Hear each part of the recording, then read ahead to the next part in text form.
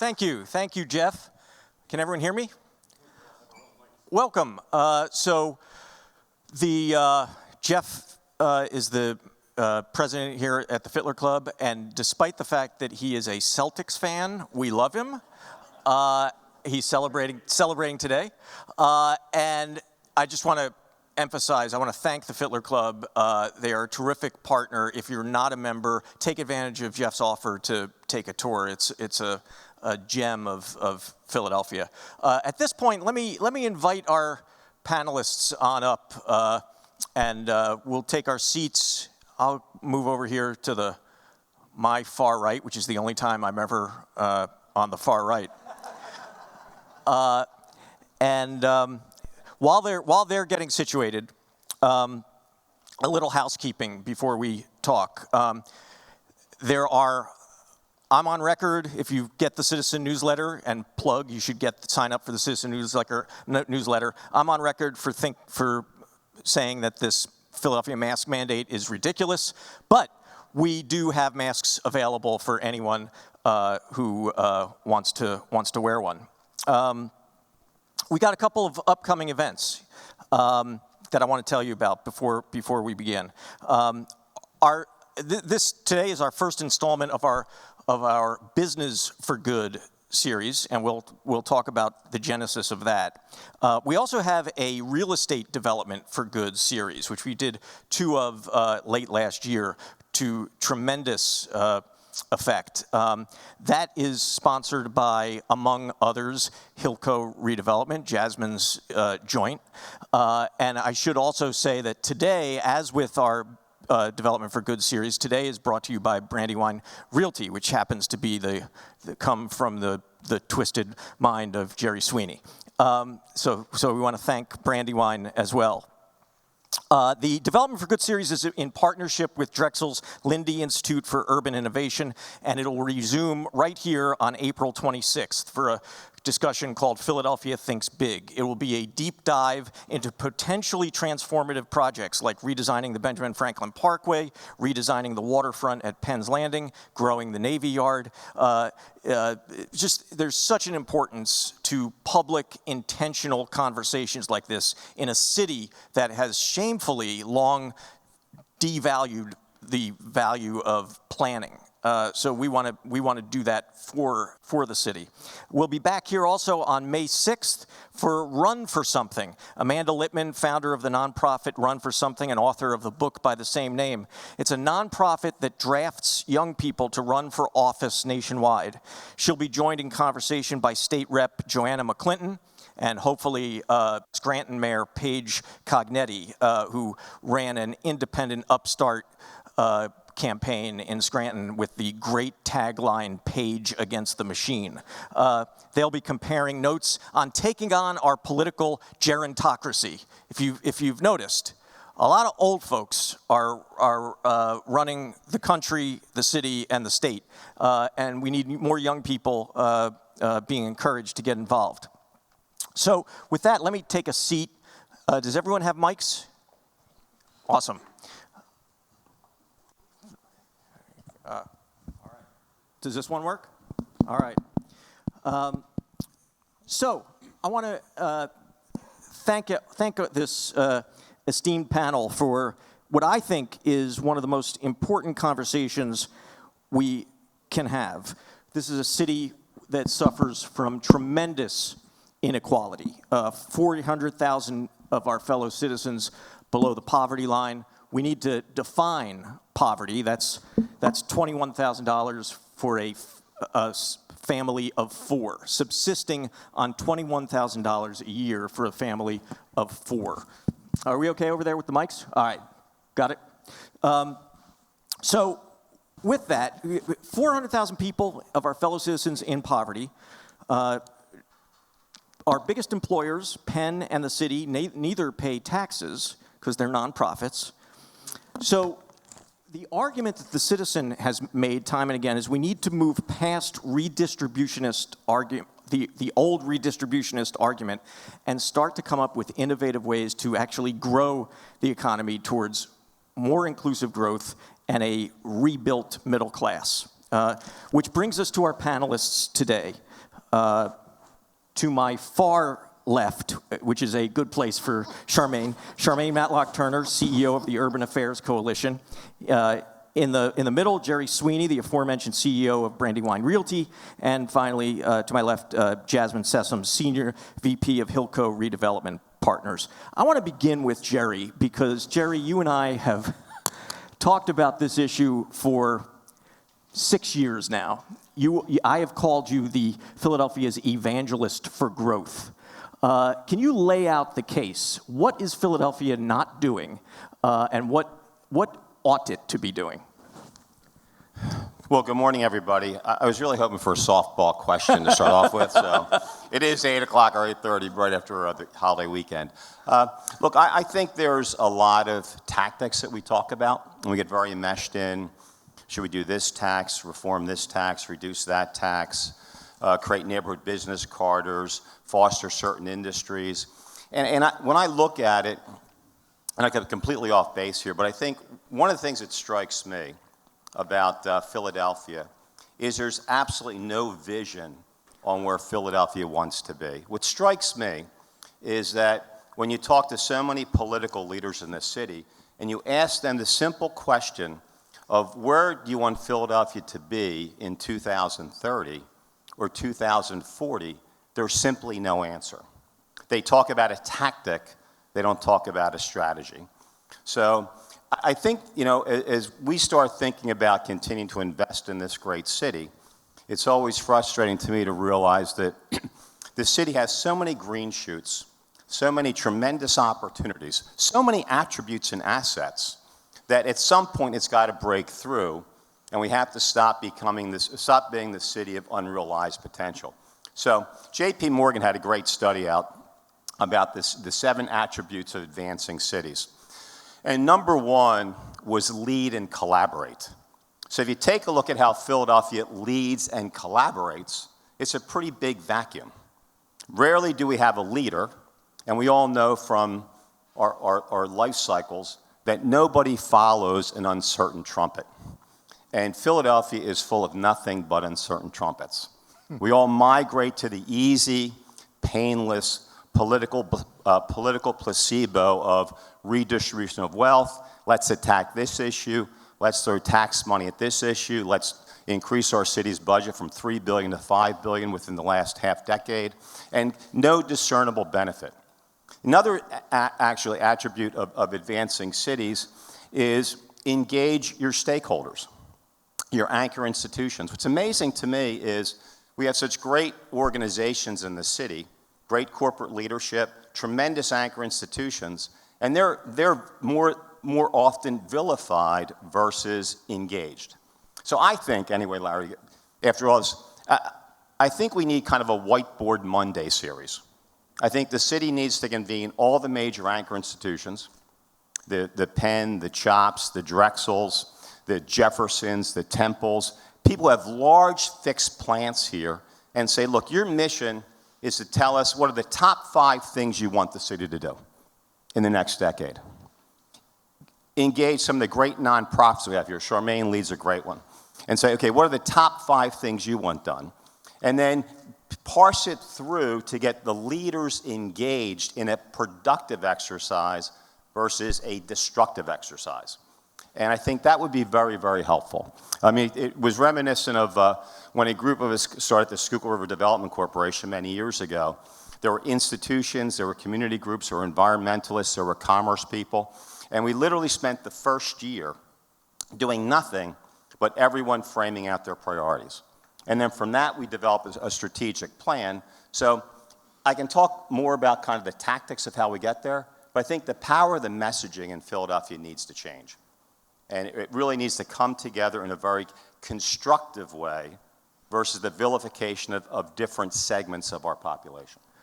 That's a great opening visionary statement. It reminds me of a couple things. One is, some of you might remember, we convened the presidents of the area universities for a public discussion, and to my shock and dismay, it was the first time they had all been together, either in public or private. just illustrates what you're saying, the sort of siloed nature of leadership here instead of collaboration. When you look at what Pittsburgh has done with the Allegheny Conference, where the leaders come together and agreed on a 10-year vision for the city. One of the things I'm excited about, Sharmain, is that one of the things that you're heavily involved in, which is the Equity Alliance, which sort of is trying to do behind the scenes for now what Jerry's talking about. Can you talk about that and also just give us your a brief synopsis of the great work that UAC does? Thank you very much, and thanks everybody for being here and for joining in this conversation. Jerry, as usual, you set a really good table, and I'm glad to be a part of that. And it's great to be here with Jasmine as well. I think, Jerry talked about, whether or not we can create big visions for Philadelphia. And part of that is looking at Philadelphia's leadership. But I would also argue that in order to really do that, we have to look at Philadelphia's communities and neighborhoods.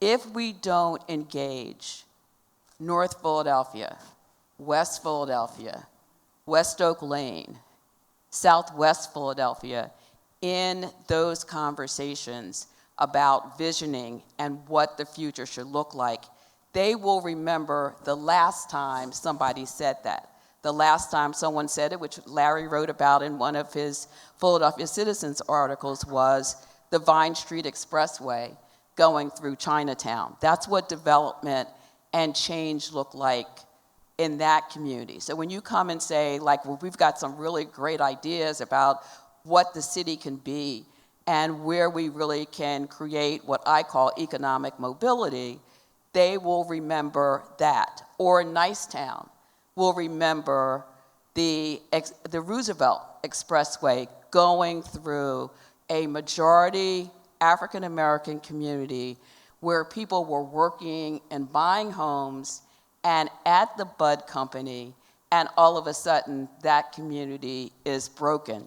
So too often when we hear about the opportunity for growth, we believe that it is not for people of color. It's not really going to attack poverty.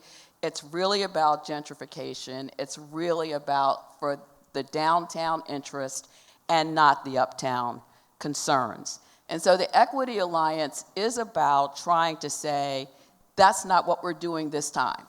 But keep in mind, that's not what we're doing this time has to always acknowledge that we have done that in the past. And if you're going to ultimately create change, you have to build trust.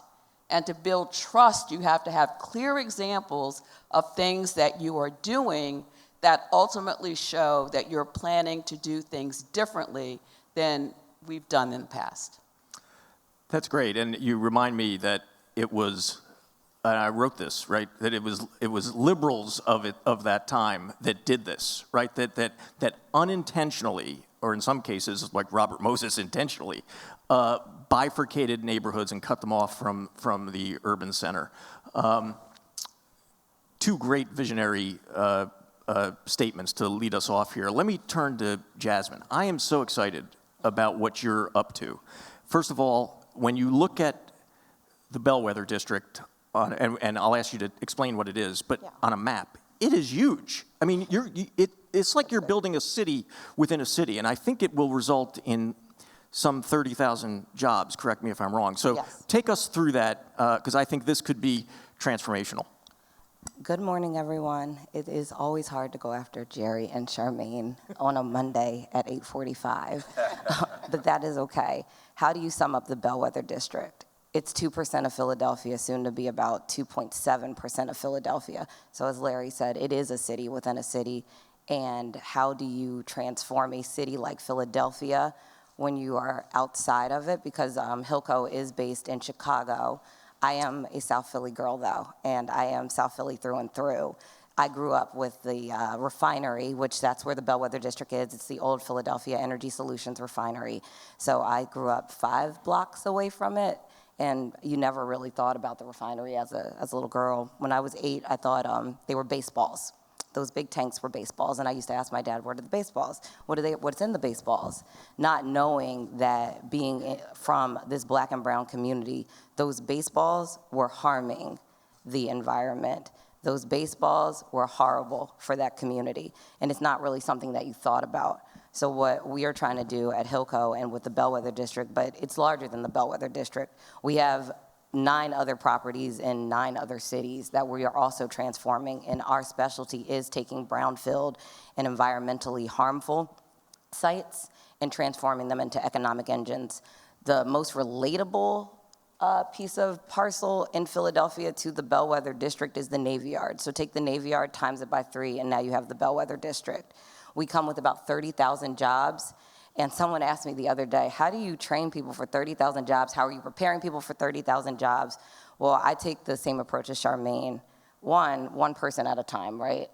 And you don't, even though it's a 15-year project, we don't start training in year 10. We train today for the jobs of tomorrow.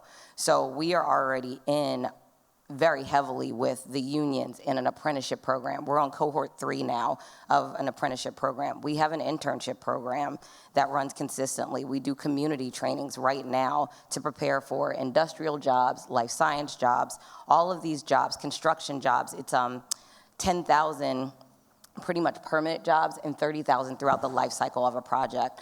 That is life-changing. In our particular area, which is the 2nd Councilmatic District, the 186/184th State Rep District, and the 8th Senatorial District, the average income, you say 21,000, so our average income is 18,500 for a family of 4. Our district, although changing, is in deep, deep poverty, and these jobs could be life-changing. We are partnered with, just to give an example, the Carpenters Union, and they have a pre-apprenticeship program called CARP. As you cycle through the 12-week program, you can go and be a journey person. Well, that's a $65,000 job right there. That is life-changing for the people in our community, and we do prioritize our 6 zip codes within South and Southwest Philadelphia, and that's laser-like focus, right? I mean, we're a development company. We don't necessarily have to train people, nor do well outside of a community benefits agreement, but that's just not where our CEO's vision was. He realizes that we're building cities within cities and that people need jobs in those cities, and it has to be an economic engine, and we have to be good to the community because it's the right thing to do, right? Nobody's like holding the gun to our head to do this thing. The city's gonna get built regardless, right? Whether we train Philadelphians or not, it's too large to really be stopped, but we want to do what's right. We wanna transform Philadelphia. We want to transform Boston. We want to transform Chicago because we know that this is such a large project that we have the chance to change the trajectory of things as status quo. We don't have to do things as status quo. We have an economic opportunity plan that's probably one of the most aggressive in our city's history. So we're really proud to do things like that. That's awesome. You used the word jobs about 6 times in that response. We're all about jobs. Yeah, and which is why I asked you to do this, because I feel like, and Jerry, I'm going to ask you to speak to this. I feel like that word. There was once a guy with big ears named Barack Obama, you might remember, who once said that the best anti-poverty program is a job, and yet it feels to me like the public discourse here has lost that emphasis. Is that what you mean, Jerry, when you talk about we have to improve our messaging? I think to a great degree. You know, it's actually interesting that you make that connection point, because we were in a meeting the other day talking about the very same thing, where I've always been a big believer that, you know, the big strategic goal for the city should be to become one of the top 5 job growers in the United States. And that with that penultimate objective, every public policy that's evaluated by the administration or by city council should be viewed strictly through that lens. Does this policy accelerate job growth or doesn't it? But the question on poverty is fascinating, because I think we could choose the goal of reducing our poverty. Let's say we only want to reduce our poverty to Los Angeles' level, down to 15 or 16% from the high 20s. And that becomes our goal. I think the tactics wind up being the same. I think we're actually not connecting the dots between how we create broad-based economic growth, like you were referring to, Sharmain, and growing the economic platform of the city. So I really do think having a crisp, clear focus on how we create jobs to reduce poverty or reduce poverty to grow jobs is really the connection point we should make in the city. And I do think, look, I think that what Hilco's doing is wonderful from an apprenticeship training program. We've had great success with that as well. There's a lot of examples of job training programs. I think fundamentally we need jobs because we have plenty of job training programs. We really do. There's no shortage of job training programs. Every union has an apprenticeship program. Every major anchor institution to do anything in this city has engagement apprenticeship training programs. We need jobs. I mean, the sad fact is even when Philadelphia was generating positive job growth pre-pandemic, even though we're at the bottom rung of the top 25 cities in the country, we were growing jobs. The unfortunate reality is 62% of those jobs paid less than $35,000 a year. Now, how does that create a family-sustaining opportunity? How does that create an opportunity for people to get engaged in the workforce? Why is our workforce participation the lowest in the country? Because the jobs we create are not durable. They don't have economic points of sale with salaries or benefits to support people coming back into the workforce. So we have to raise our sights higher, set those goals. We've got great opportunities with Hilco's development. There's a tremendous amount of construction taking place in the city. We have a nascent stage emerging life science business, which is incredibly important to bring in high-paying but also middle salary jobs. We have a growing port.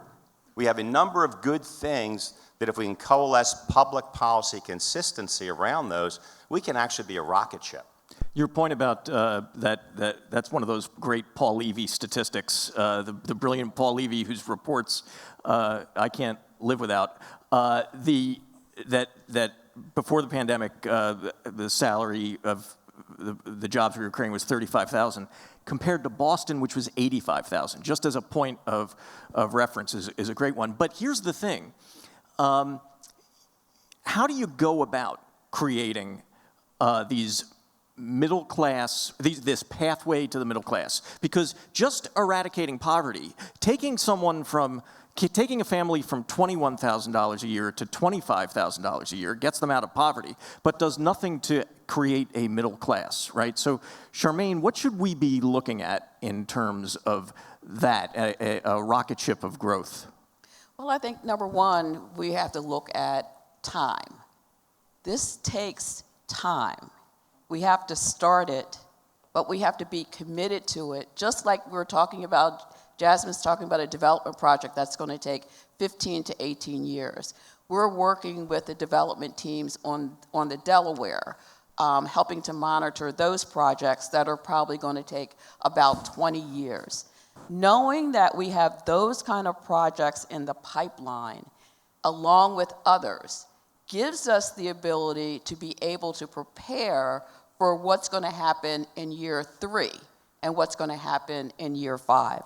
So Jasmine remembers when we did the report in 2008 on what do we need to do if we just looked at the construction industry to make sure that we were creating opportunities for more. We knew that we needed more people in our communities to see it in order to be it. They needed to see it in order to be it. And we knew we needed to start in elementary school with talking about career opportunities and career choices, what jobs pay $65,000, $85,000, and $100,000, and how do you begin to prepare for them? Some of them, yes, are college, but some of them are not, and yet they are still life-sustaining, they still create economic mobility, and they also give you an awful lot of job satisfaction. One of the crazy ideas, Jerry, that I had, I think I spoke to you several years ago about was, I want to know, like we have like a whole cooking channel, like on television. I want a construction channel. I want a channel where we see like really cool people doing really cool things, building things so that we have more young people, especially in our communities, who will be excited about being a part of building in Philadelphia. So I would say it's definitely time. We have time. We, as Jerry said, we know how to do the training. We know that it is the right thing to do, but it's also the smart thing to do. We are a consumer economy. Imagine having more people with more money who are able to buy at that neighborhood business, who are able to support that entrepreneur on 52nd Street or on 22nd Street. We need to build an inclusive economy that is ultimately going to be good for all of us, for those of us who are entrepreneurs and those of us who are workers. Yes, we need a jobs plan so that by 2030, 2040, 2050, Philadelphia is the best place to work in the country. Yeah, what you're talking about is the equivalent of an industrial policy, right? That we built in the 20th century. We Well, we did do that in 1950. Remember, we had the Japanese come visit Philadelphia in 1950 to understand how to create an industrial base and how to build businesses in order to grow. We did have that. Yeah. So I hope Sharmain is my sister from another mother. So I hope I'm not breaking a confidence here. You also had a crazy idea of a billboard. Can you share? Would you feel comfortable sharing that? Absolutely, absolutely. Because now that I have Jerry here publicly on tape, I might be able to get him to help me get it done.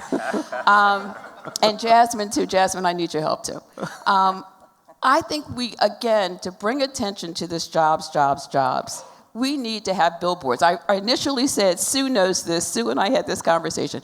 I wanted to put like a sign outside of the chamber offices that every time we added jobs to the Philadelphia economy that were family sustaining jobs, we would like have that number up, right?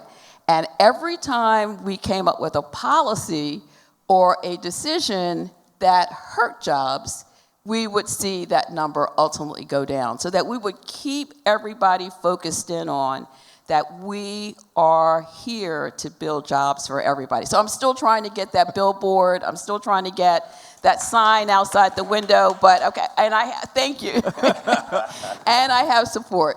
Well, this is a project that maybe we all can argue for, because I do think it's that focus that Jerry was talking about. Jasmine, are you on board with that? I mean, it's budget season during council. Maybe we could slip it in there. So, yeah, I'm 100% on board. No, I love that. I want to talk, you touched on this, Sharmain, the importance of inclusive growth.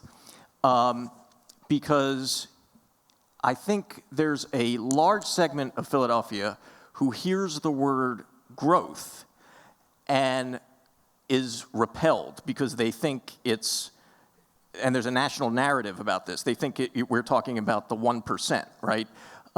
Talk to us about how we change the conversation so that when we talk about growth, it's really about investing in neighborhoods. Well, it's really what Jasmine said, and it's really certainly what we do. We've worked on just about every major construction project in the city, and it has been about people making a commitment.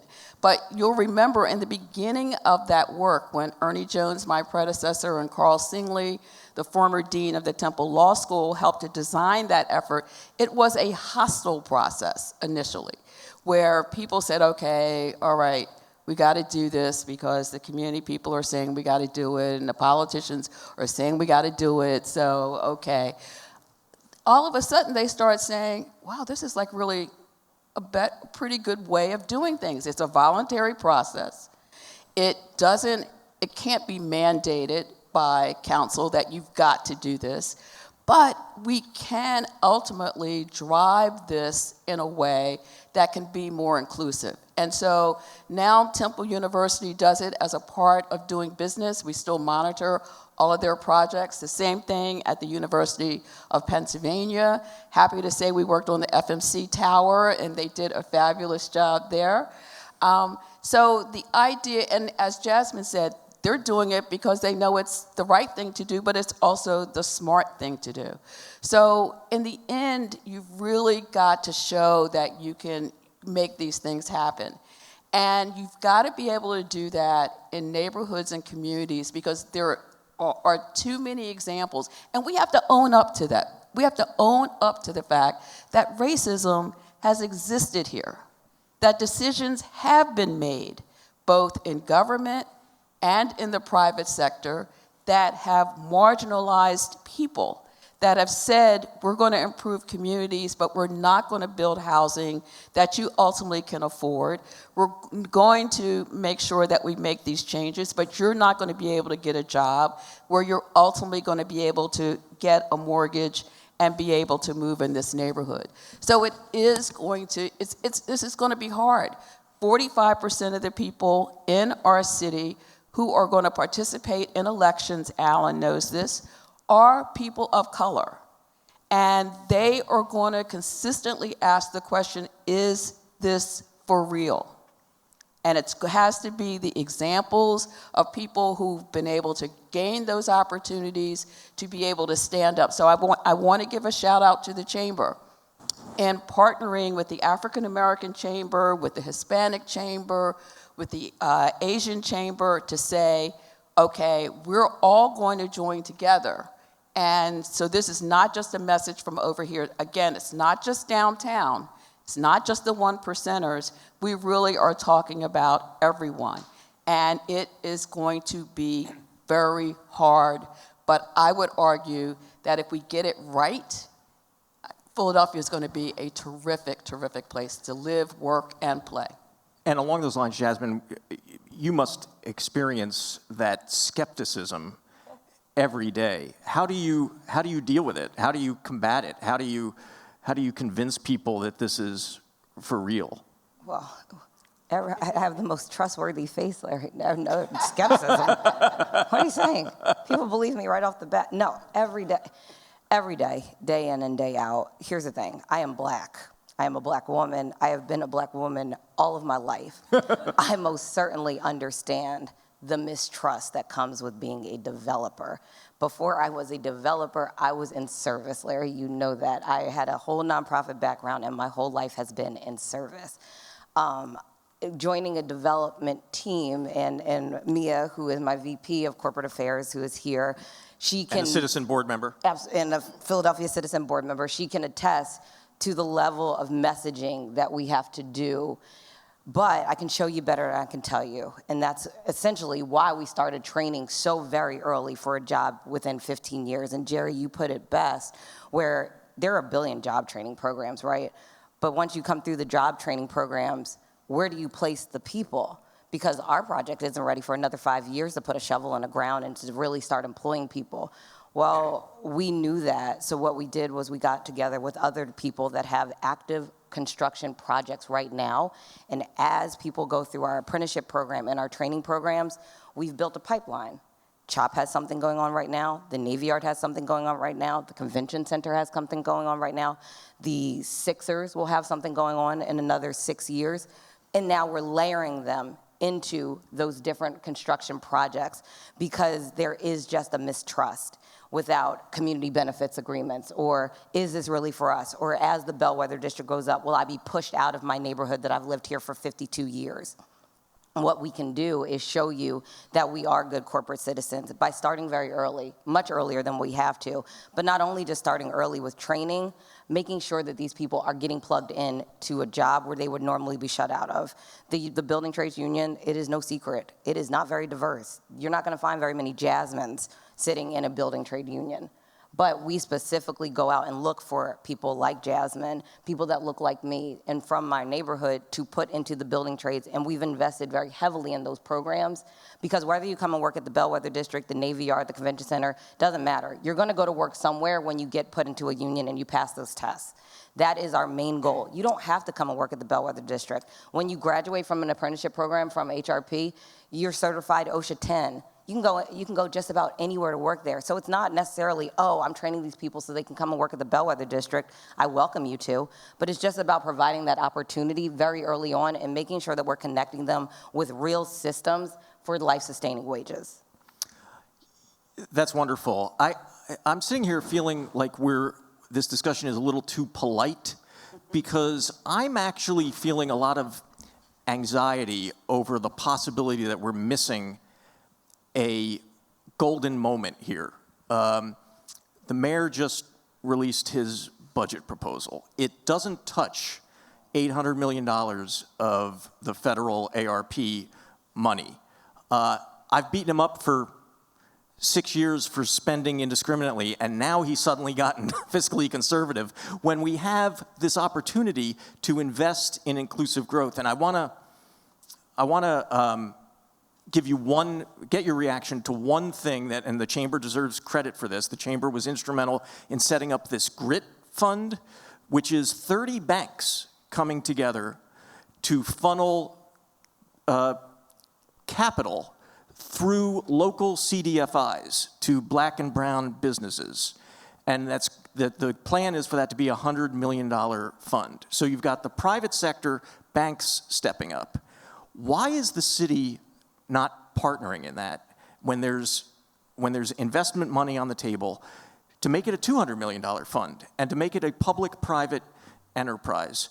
Anyone want to share my anger over this? Well, I don't know if I'll share your anger. I will let you know that I was a part of that effort to build the GRIT Fund. And I'm really excited about the potential that it has. It is, however, though, debt.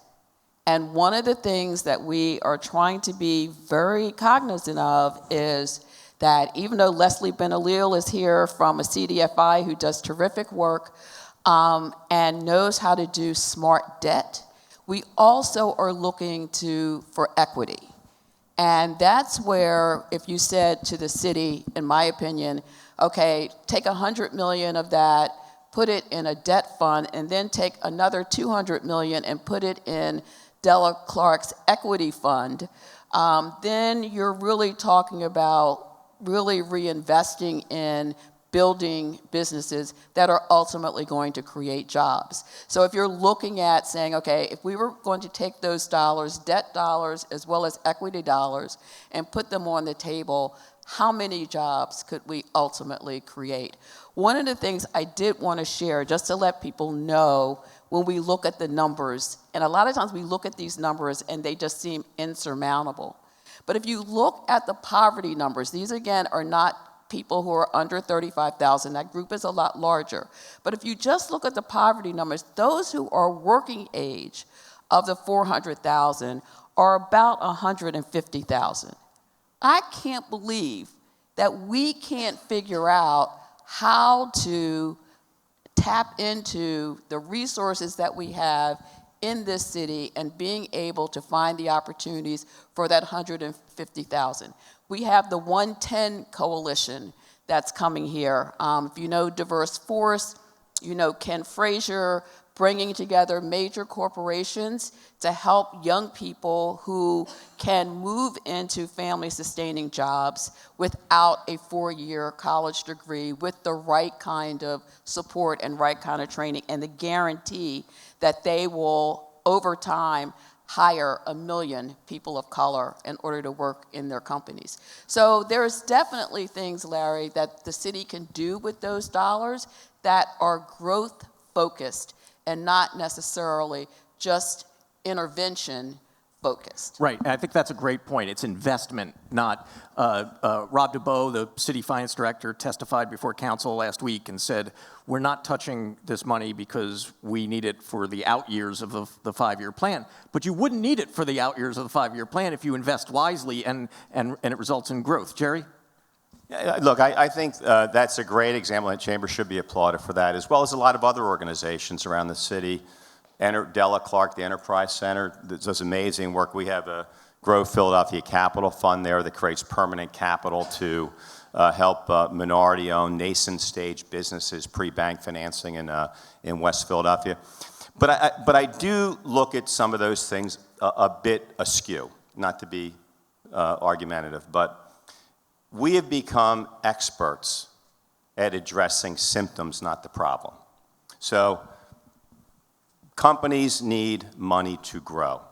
A lot of those companies are owned by people of color, disabled veterans, women, and there's a lot of effort directed towards getting them capital resources. What we need to do is give them the ability to grow their market share by growing the size of the market. So when I take a look at some of our fundamental tax policies in the city of Philadelphia, it adds between 15 and 30% premium for a company to do business in the city of Philadelphia, period. Until we address that structural issue and have the courage to allocate political pain versus political placebos, we will be forever glancing blows at structural problems. This city needs to fundamentally change the way its political leadership thinks. This city does nothing but propose policy after policy that does nothing but tweak at the margins. There is no effective courage in the Philadelphia political system to address the fundamental issues that make Philadelphia systemically one of the slowest job growers, highest rates of poverty, lowest average wage increases around the country without addressing those structural problems. And that's what we should be talking about. All these programs are great. They really are. I mean, there are so many well-intentioned, noble people in the city of Philadelphia, be it West Oak Lane, be it Mantua, be it Powelton Village, be it Southwest Philadelphia. Everybody wants to see this city do better. We just need to figure out how to coalesce and make it happen. So my instinct is, and I'm probably guilty of this in your eyes, my instinct is let's get capital to those neighborhoods, to those entrepreneurs. Your point is, unless we first change this tax structure, this is going to be an ongoing problem. Well, change it, but let's think about it more broad. It's changed the messaging and the tax structure. It has to be combined. That's why you need to have, as Sharmain mentioned, these long tenured projects. So whether it's your 10 or 15-year plan to change fundamentally our tax system. Like one of the things Rob Dubois was worried about, if 15% of the 284,000 people who commute into the city every day to work decide to work remotely, that's a $100 to $120 million shortfall in this city's budget because we rely on variable revenue. Any business that relies on variable revenue, be they a public or private entity, is doomed for a cliff event. So Philadelphia, we've come through the pandemic, thank goodness for the federal stimulus money. Imagine the budget discussions last year without having that $1.4 billion there. So we were given a gift. And how we take advantage of that gift is going to define what this city is for the next decade. Your point is that we tax what can move and what does up and move. And we get less than 20% of the city's budget from real estate taxes. Boston is 70%. Austin, Texas, where we have a large operation, is almost 90%. If only someone came up with an idea that could reverse that. Of course, Jerry did, and it didn't happen. And we're not giving up yet. All right, good. So it takes a while for people to learn. So explain what it is. Explain what you're curious. What we were basically doing is we had proposed a program to transition the city from taxing things that move, wages and businesses, towards more physical plant, real estate assets. Knowing full well that there's affordability issues in this city, we had put forth a proposal to essentially enable commercial properties to pay more in real estate taxes so long as that incremental tax revenue was dedicated to reducing wage and business taxes. So our model showed that over a 10-year period of time, that would have gotten the wage tax below 3%, would have cut the net income portion of the BERT down to about 3.1% or about 50% reduction, would have generated $300 million to the school district. But to do that, we needed a constitutional amendment because there's uniformity provisions in the Commonwealth of Pennsylvania, and we failed on getting that through the second legislative session in Harrisburg. Right. Let me get to questions from all these smart people here. I just want to note that what that was a developer standing up and saying, tax me more, basically. And Jerry deserves a lot of credit for that, and he got other developers to stand up and say, tax us more because we're local patriots. Questions? I'm playing Phil Donahue here for those of you old enough to remember Phil Donahue. Hi, my name's Michelle Saul, and I appreciate the discussion about jobs. I think the fundamentals start quite earlier. If you think of the percent, about 20 to 25% of the city is illiterate. About 20 to 25% of the city is uninsured in terms of health care, and about 20% of high school students are dropouts. I think unless we look at public education, even before the eds and meds in this city, and we've ignored that for as long as I've been around. Yeah, talk about incremental. We celebrate a rise of high school graduation rate from 60 to 64%, and we give high fives about that. Thoughts on that issue? Well, there's no question that education is key to making sure for those who are going to need to be able to take these jobs. One of the things that we believe in is, again, helping young people have a vision for their future.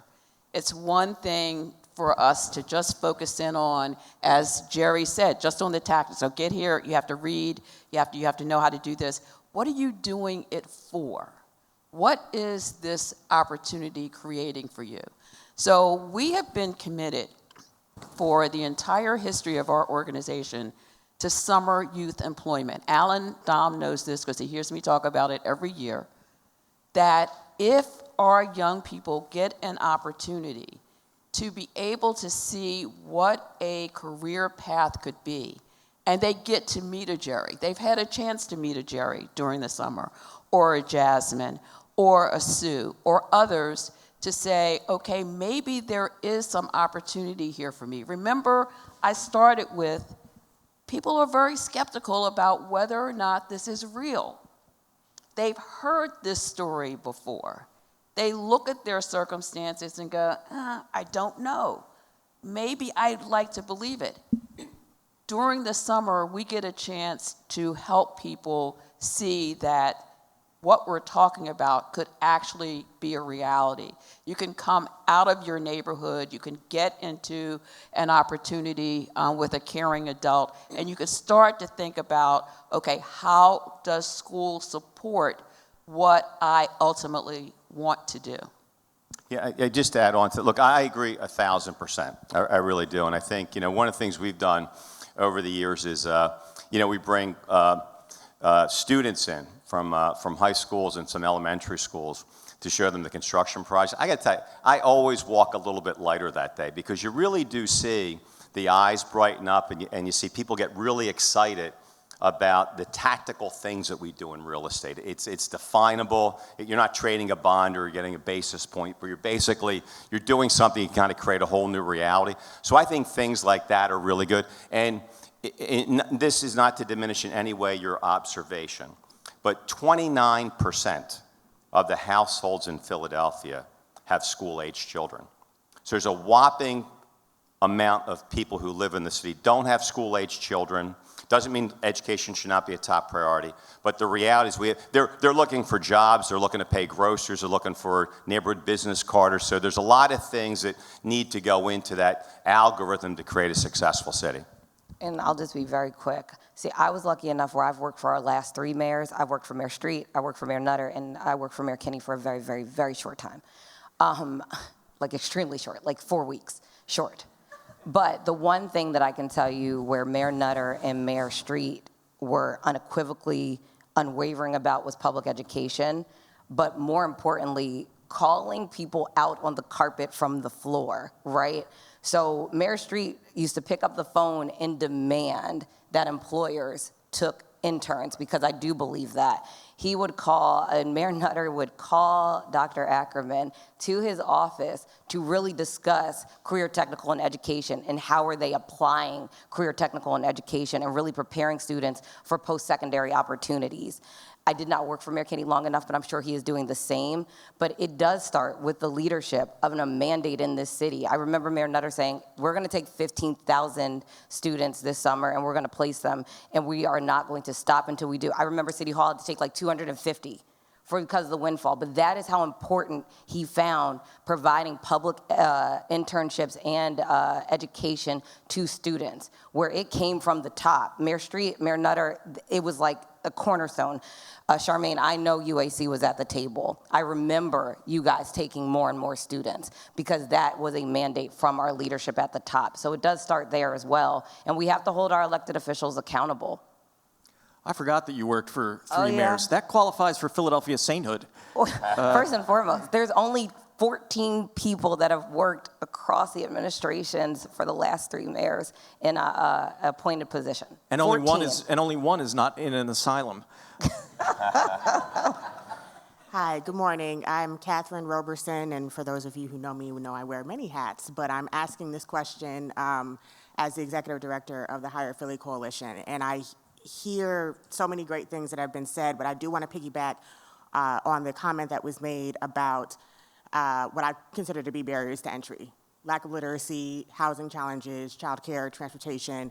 I'm all for starting earlier in education and exploring our children to career pathways, but their parents have barriers to entry right now. And so my question to you is, what do you think, and this is primarily for Jasmine and Jerry, as representatives of the private sector, what do you think the private sector's role is in investing in holistic solutions that are willing to deal with the barriers to entry first, getting people into affordable housing, working with literacy challenges, helping people with transportation and other challenges that are keeping them out of the workforce or keeping them working in jobs that only pay, $20,000, $30,000 a year, looking at those real issues and then focusing on the training and the job placement. Because unless we're dealing with those social issues and those challenges and those barriers to entry, again, this cycle is going to continue. So what's the role that you think the private sector should play in that? Great question. And I owe you an email. I know Sure. that. I'll take, hey, boo. Let's see. You and I, we've talked about this a billion times, right? As a developer and a very large developer in our city, we are most certainly invested, but also it is in our best interest to train the workforce that is here. How else do you attract an Amazon, a Target, a BMW, a Harley Davidson to come and take up shop in our city without a built-in, trained, and ready-to-go workforce? It is in our best interest to do that. Let me see, last year we invested $2.3 million into workforce programs. This year we'll do even more. It is a developer's responsibility, especially a developer like HRP's, because we don't buy a property, transform it, then leave. We stay the owner, and we have large companies become our tenants.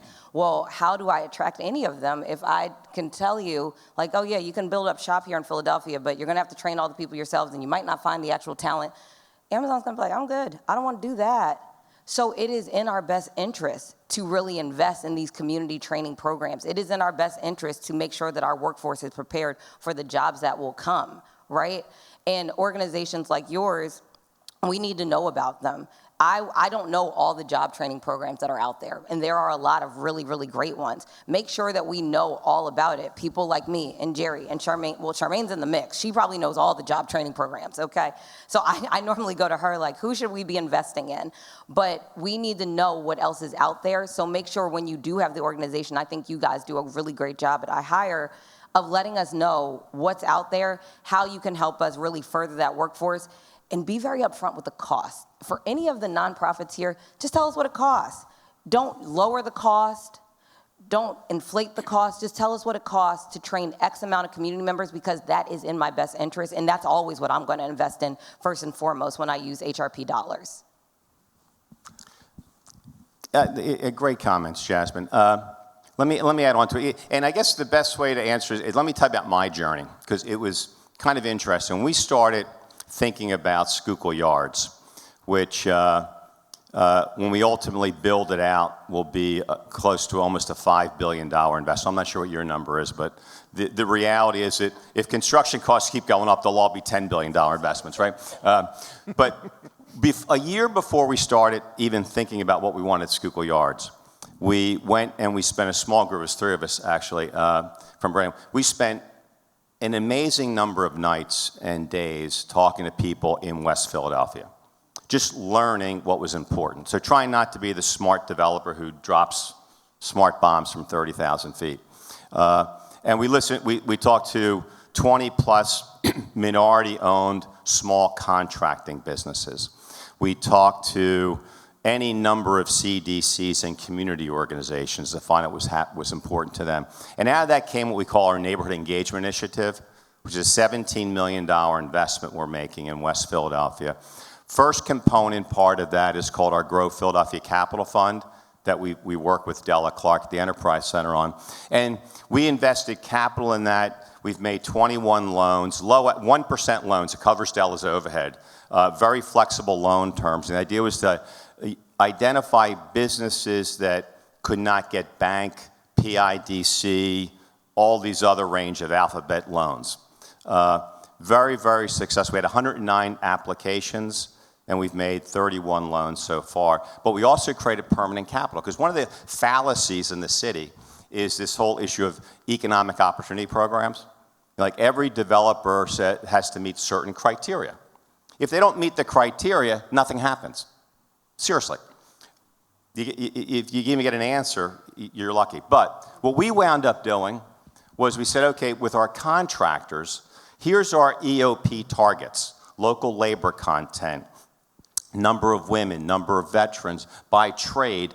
If you don't meet those, you forfeit a certain percentage of your contract retainage. And that retainage goes into the Grow Philadelphia Capital Fund. So we kind of create the carrot and the stick to kind of close the loop on this big hole in the whole procurement process where a contractor can say, look, I can't meet your minority requirement. You know why? Because I can't get African Americans from the trades. So your choice, developer, is I can miss your schedule, charge you more money, or you go ahead with the labor pool I have. So to try and create at least some kind of point of pain there, we did that. We did our apprenticeship program. We have a local vending program where Brandywine underwrites 10% of the first year service contract for a local West Philadelphia-based company. And we actually host luncheons and meetings with the procurement people in our 1,500 company tenant base to try and break into the procurement cycle, which is very hard to do. But the other two pieces, I'll be quick, is our community fund. We dealt with 4 different community groups and listened to the whole range of things that were important to them. And I said, look, we'll never figure this out because you know your neighborhoods, you know your micro neighborhoods better. We're going to give you money every year. And we'll give you money every year for 15 years. More money than you've ever had. And you all decide how you want to spend it in your neighborhoods. The only requirements I have are no conflicts of interest, audited financial statements, and you must all agree unanimously on what you want to do. And it's working wonderfully. But part of that was to address, Powelton Village has great Victorian homes that need restoration. Affordable housing, low-cost mortgage money for folks, other home restoration projects. I think daycare is a whopping void in the city. And I think, one of our big goals, we're going to have a great daycare center at Schuylkill Yards, hopefully, that can help address that. We have one in one of our other buildings. But that's where I think the city could have an immediate impact, is basically provide child care through private enterprises, through public money, to get people who can't afford to, or who can't make that decision on that $35,000 or $40,000 a year job because it's going to cost them $10,000 for daycare. So I agree. That's a big hole, I think, that we want to get more engaged in as well. So a lot of it, though, is just these developers, we are not all bad people. But you need to listen. You really need to listen because we all do have, just like every one of you, we all, as developers, have a vested interest in the city being successful. We are investing billions of dollars in the city of Philadelphia. That's on the premise that Philadelphia tomorrow will be better than the Philadelphia of today. So that's why companies like Brandywine are so engaged, HRP so engaged. These are important investments we're making, and we're investing in fixed plant. I can't pick up FMC Tower and move it to Radnor. It's here. So how Philadelphia does will determine the success of that tower as well. You mentioned Della Clark, who I think I'd be remiss if I don't say she's also a force of nature and for positive good in the city. She was one of our panelists at our last Development for Good event. I've been a frequent critic in the past of the chamber, but this woman has turned me around. Chairwoman of the chamber, Sue Jacobson. Thank you, Larry. This is such a great panel. First of all, there are a bunch of takeaways, and I just wanted to mention a couple of them. One is Jerry's idea about in 10 years, where do we want to be, and starting that plan. You know, we've been so busy these past 2 years with COVID and like doing a lot of the tactics, which are important, but also I think starting from a business perspective to really talk about where do we want to be in 10 years and then working our way backwards is really terrific. The other interesting takeaway from Jasmine was the layering effect and finding those jobs, and like how do we do that? You know, how do we have other businesses do that layering effect so that even if you don't have the jobs right now, how do you find them? And then Sharmain, and talking about something we've talked about a lot is there are so many great programs out here in the city. Everybody's doing different things. One of my big aha moments was, how do we collaborate and stop duplicating effort so that we're more efficient and we're doing more things? So those are my big takeaways. So thank you, Larry. I just wanted to say it's a great panel. Awesome. Thank you. Comments? Yes. Here, let me give a quick. Oh, okay. How many people in this, hi, I'm Harriet Weiss. And thank you for the panel. One doesn't get up this early in the morning if there are holidays so easily, but you're special up there. How many people in this room, can I have a show of hands, are aware of the promise? Yep, we should plug it, the meeting this Friday. There's an opportunity summit this Friday at the National Jewish Museum. What the promise is a public-private venture. The City Council has given the United Way $10 million, and United Way is to raise $10 million a year. And then we're to vet different social agencies to do just what you're talking about up here. We also have the third leg of the stool.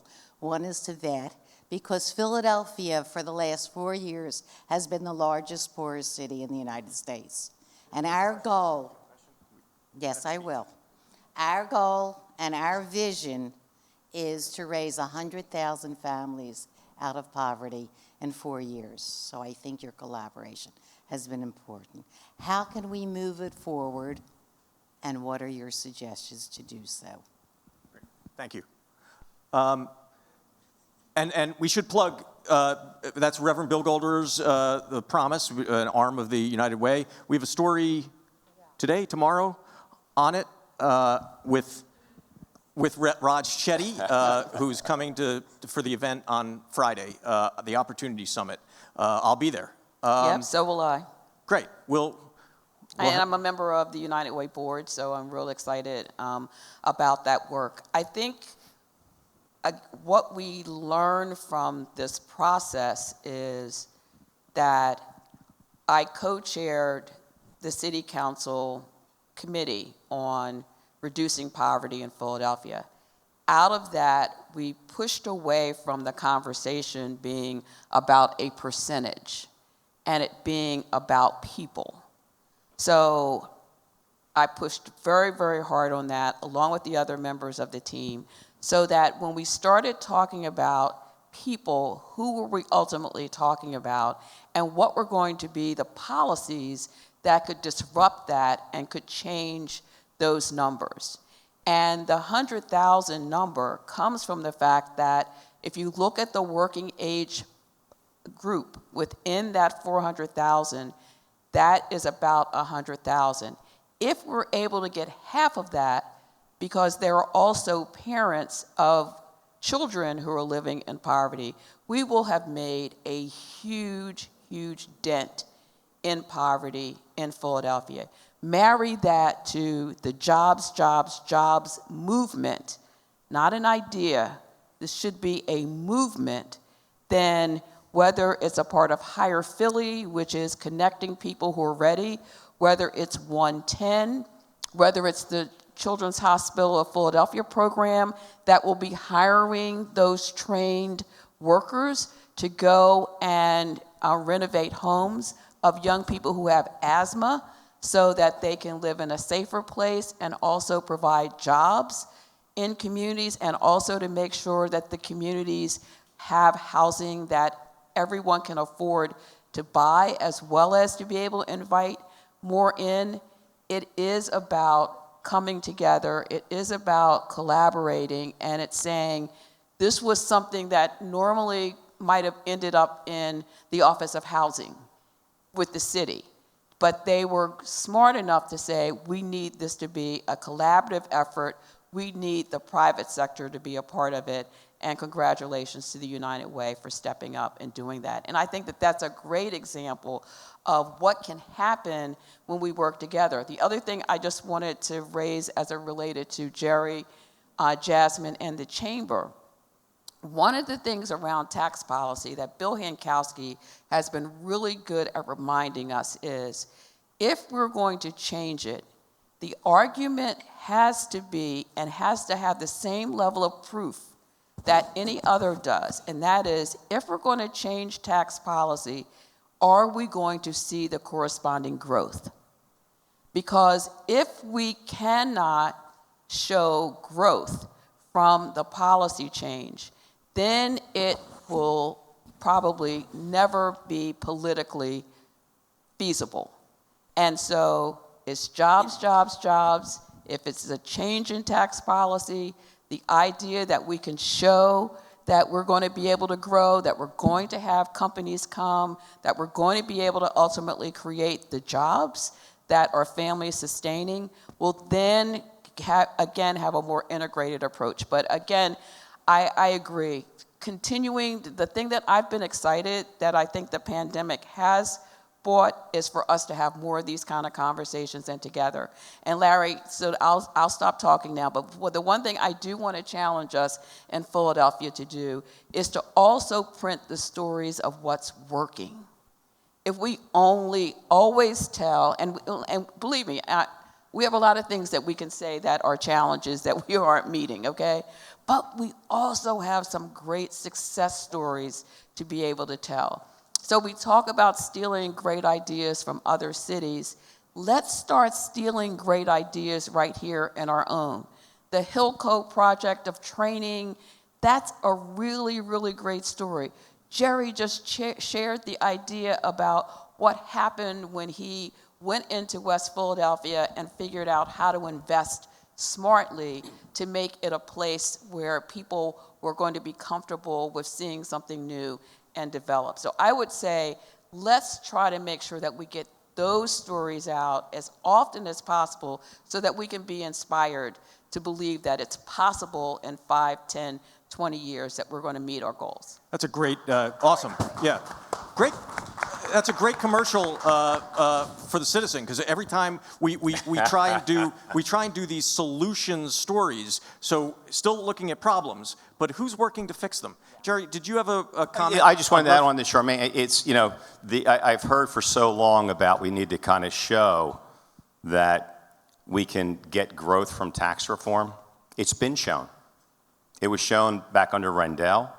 It was shown early on. So I have a little impatience with this conundrum we put ourselves in that we need to be able to demonstrate, because we tend to be so incremental here in the city and not have the tenacity, the courage to drive forward. The tax policy is a function of what you believe. If we believe that we can actually, with all the other good things we have in the city, that through an effective economic platform attract jobs and economic inclusive growth to the city, we should do it.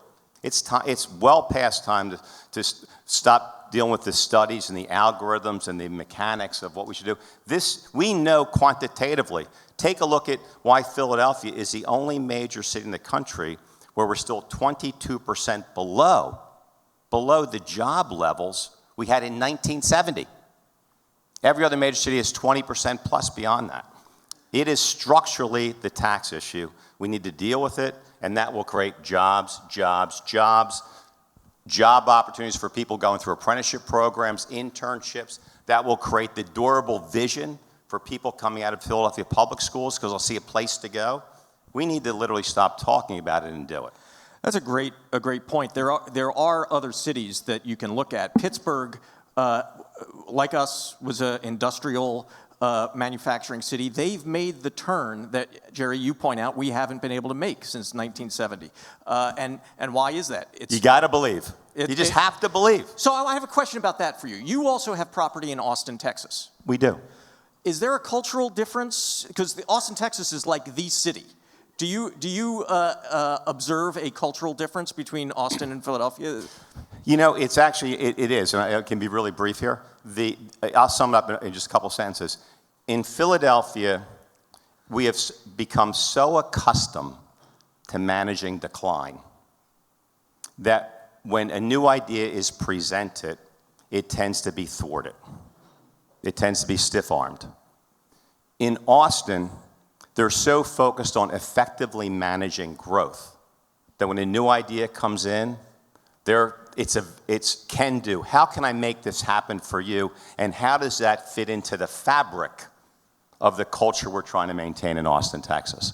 So in all the years I've been doing business in the city of Philadelphia, Philadelphia is the most Byzantine, inartful, public policy, programmatic. I'm not even sure what the right word is there. I can't agree more. So Austin, I will tell you, what we like about Austin is getting approvals are immensely hard. Citizens group are involved. If there's a drop of water, you better know what to do with it. If there's additional traffic impact, you better know how to deal with it. So very engaged citizenry, but a very linear process, all focused on how do we make Austin tomorrow better than today. In Philadelphia, we're also worried, to go to your point about approving the tax benefit, we're so afraid that we'll make the wrong decision that we do nothing. And the fact of the matter, the opportunity cost of not making a decision is incredibly high. And I think that's where, if I was, to encourage people to get engaged, we have so many good things here, we cannot let it pass. As like you were mentioning, Sharmain, we cannot let it pass. But there is no political courage in the city, none. There has to be citizen courage. There has to be the focus of driving the ball forward. And traditional organizations may not be the best vehicle to do it. Interesting. Jasmine. No, he's absolutely right. Again, we have 9 other properties. So what I do here in Philadelphia, in the city that I love, go Birds, go Sixers. I am a Philly girl. Philadelphia is my hardest city to get anything done. They legislate the ever-living, loving stuffing out of me. The policy, the zoning, go back to planning, to streets. It is very challenging here. I don't have these issues in Chicago. I don't have them in Boston, Alexandria. Even California with the CEQA is a little bit easier to move than Philadelphia. It is very challenging as a larger developer like Jerry or HRP to move things expeditiously in the same growth as what maybe you'll see your jobs coming. Well, they get stalled from the legislation, from the state, from the city, it is challenging to build in Philadelphia, to Jerry's point, where if you go to other cities, they pretty much, for the most part, embrace you, right? And they say like, okay, how can we assist you to get this done faster because we want you to build and make our city better. Philadelphia, you gotta convince. You're gonna do the tap dance, you're gonna kiss the rings, all of the business before you are putting that shovel in the ground. Right. Yeah, we didn't even mention councilmanic prerogative. Not doing that, nope. Yeah. Turn the mic off. Did you? What is councilmanic prerogative? I don't know what that is. I don't know what that is. No, but actually, I think just a quick follow on the Jasmine. What enables the city who does it right to focus on is to keep their attention on the right things. So when we're dealing in Austin, just because you raised that as an example, but we've done the same thing in other cities, is there the discussions are rich, they're robust. They're not always perfect or constructive, but it's, how are you going to handle stormwater? How are you going to do this? How are you going to do that? And the focus is on, making sure you're at the high end of the quality curve. In Philadelphia, you wind up even questioning if you even want to do the project by the time you get done. And then the last thing you're worried about is the quality you're doing, just kind of get this thing across the finish line. And that's for a whole range of things. But look, there's an old saying, Pete Muster was a great mentor of mine for many years, who founded Safeguard Scientifics. He was a big believer in the adage, tone starts at the top. Tone starts at the top, whether it's a 3-person business or a city enterprise. And what we need to do is make sure that we all get engaged through a lot of the leadership here in setting the right tone at the top. If our politicians do not believe that the city can be successful, then we must do away with them. Because they are holding us back. What's holding back this city is the political environment, not the nonprofit environment, not citizens group, not CDCs, not the chambers, not individual companies. We are a thoroughbred waiting to break out of the stable here. And that gate will not open because of the political leadership in the city. We got important elections coming up the next couple of years. Now is the time to think what we all want the city to be like in 10 years. So final question to this great panel, and you have me wishing that you three were our government. Which would, I know that you'd run for the hills, but a final question is along those lines. Sharmain, you used the phrase a jobs, jobs, jobs movement. That's what we'd like to champion. What can everyone in this room do? We're going to reconvene numerous times on this topic. What action can we as citizens take to move this ball forward? Well, we absolutely need to say that Philadelphia is about growth in the future. We really see some really great signs of things that are on the horizon, that are already here, that are multi-year. So we know that there is investment going on and that there are some opportunities that are coming our way. We must talk about jobs, jobs, jobs all the time. When we go to meet with a council member, Councilman Dom, the first thing you should be asking about, what policies has City Council put together, adopted, that are job creators, that are supporting job growth? When you're going to think about voting, and I hope that all of you are making voting critical. That is certainly an important step. But you've also got to talk to the elected officials and those who are running. What are they doing? What is their jobs, jobs, jobs plan? What have they done in the past to show that they have a commitment to having started working on that before they ultimately ran for office? That's the message that I'm giving to everyone. When someone calls me, I start out, can you tell me what your jobs, jobs, jobs plan is? I want to understand what it is for today, and if you're going to be in office, what does that mean? How are you going to drive that in the future? And how are you going to make sure that the policies that we put in place are not job killers? And that's what I want to know, and I would urge all of you to make that a critical part of your conversation with your organizations, within your businesses, within your social networks, and with elected officials. Philadelphia can be that place. We love Philadelphia. You think we would be spending all this time doing this if we didn't love this city? We want it to be successful. We want to see something exciting happening here, and we don't want to do it in a way that displaces people. We want to make it equitable and open so that everybody has an opportunity for success. Well, that's a great way to end, with marching orders to evangelize for jobs, jobs, jobs in everything that we all do. And I'm going to, Councilman Dom is raising his hand, and as long as you're not asking us for a contribution, you may speak.